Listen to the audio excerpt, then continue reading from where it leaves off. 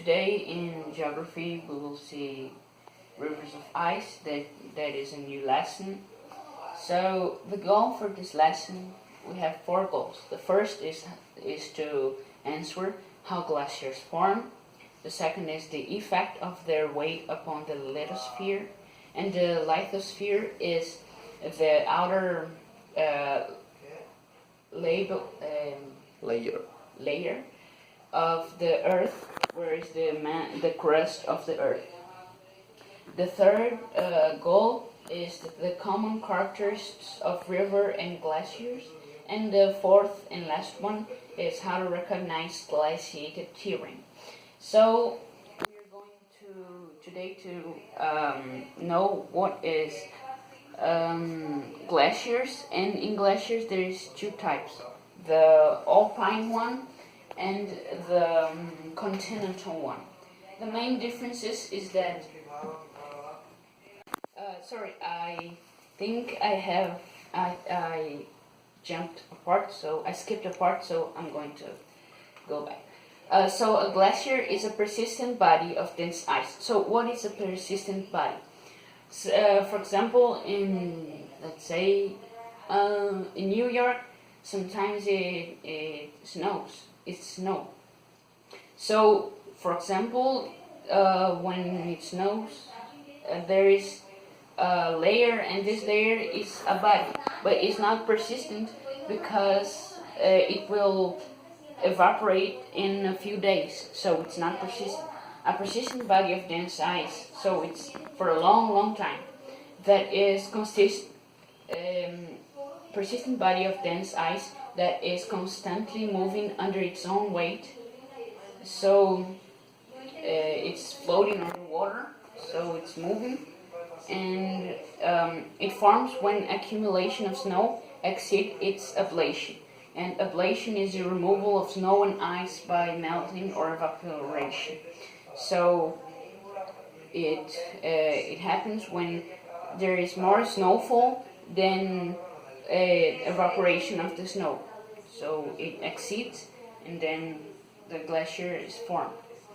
And the main differences between continental glaciers and alpine glaciers is that the continental one is settled at high latitudes, and it covers larger areas of land, and it's also known as ice sheet.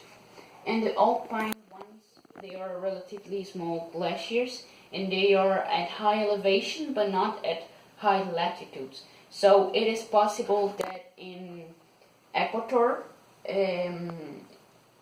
could be alpine could settle there, and most of them is on the top of mountains.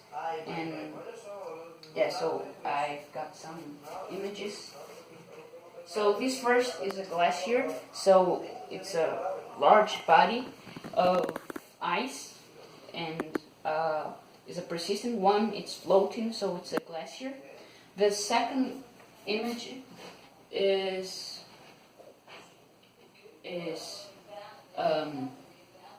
a continental one. It is it covers a large area, and here we can see, but it must be on high latitudes. And the last one is an alpine glacier, which is on the top of the mountains. As you can see here are the mountains, and here is the glacier. And I've got some facts. So the first fact is that 2% of the world water is on ice caps. So most of them are in these glaciers. The Atlantic ice sheet is larger than USA and Mexico combined, so it's very, very large. Third, the thickness of that ice sheet is 709 feet, so that is about 2,106 meters, so it's very thick. And the Greenland ice sheet is much smaller, although it covers 80% of the country. And its depth is from 1,500 to 3,000 meters, and there is two ice sheets in the whole world: the Atlantic ice sheet and the Greenland ice sheet. So these are the only two in the world. So that's for today. So I want just to show you some examples of glaciers. So as you can see, this white part here, this is Greenland, and you have Antarctic and Antarctica, and like there is on the middle latitudes, for example here on Colombia